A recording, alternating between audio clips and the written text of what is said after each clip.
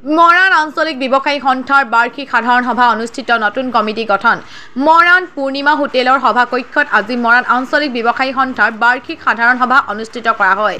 সভাত সন্থাৰ পুৰণা সমিতি ভংগ কৰাৰ লগতে নতুন সমিতি গঠন কৰা হয়। সভাত সৰ্বসন্মতি কৰ্মে ময়ূৰ বৰুৱা সভাপতি, নেত্ৰজিৎ বৰুৱা আৰু চাণক্য গগৈক যুটীয়া সম্পাদকৰ পুনৰ দায়িত্ব দিয়া হয়। সভাত বিশিষ্ট ব্যৱসায়ী ওম প্ৰকাশ গাৰদীয়া, পৱন মৌৰ, সত্যনাৰায়ণ বেৰিয়া, সঞ্জয় গাৰদীয়াকে প্ৰমুখ কৰি সন্থাৰ সকলো বিষয়ববীয়া আৰু সদস্যসকল উপস্থিত থাকে।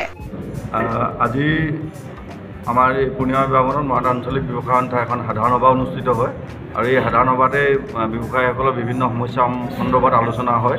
লগতে আমাৰ যি কাৰ্যকাল আছিল যোৱা দুবছৰীয়া কাৰ্যকাল, সেই কাৰ্যকাল ইতিমধ্যে শেষ হোৱাত পুৰণা কমিটিখন ভংগ কৰি পুনৰবাৰ এখন নতুন কমিটি গঠন কৰা হয় আৰু এই নতুন কমিটিত মোকেই পুনৰবাৰ দায়িত্ব অৰ্পণ কৰিছে সভাপতি হিচাপে।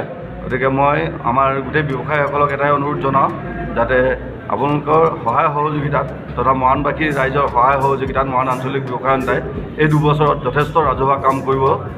আমি আপোনালোকৰ আগত প্ৰতিশ্ৰুতিবদ্ধ ৰাইজৰ কাৰণে কাম কৰিবৰ কাৰণে আমি আশা কৰিছোঁ যাতে ৰাইজৰ সহায় সহযোগিতা আমি সম্পূৰ্ণৰূপে পাম।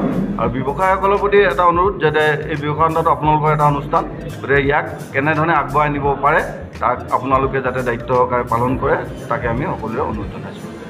আজি আমাৰ মৰাণ আঞ্চলিক ব্যৱসায়ী সন্থাৰ সাধাৰণ সভা অনুষ্ঠিত হয়।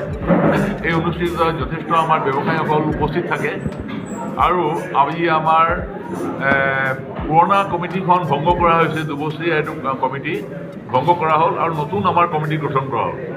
আৰু এই গঠনত আমাৰ পুনৰ আমাৰ আগৰ অধ্যক্ষ যিজন আছিলে শ্ৰীযুত ময়ূৰ বৰুৱা দেৱ, তেখেতে আমাৰ পুনৰ আমাৰ সভাপতিৰূপে আমি এইবাৰ তেওঁক আকৌ এইবাৰ আমাৰ সভাপতি হ'ব আৰু সেইধৰণে গোটেই কমিটিখিনি আমি ঠিক কৰিছোঁ। গতিকে অহা দুবছৰৰ কাৰণে এইখিনি কমিটি থাকিব। বিভিন্ন ধৰণৰ আলোচনা কৰা হৈছে।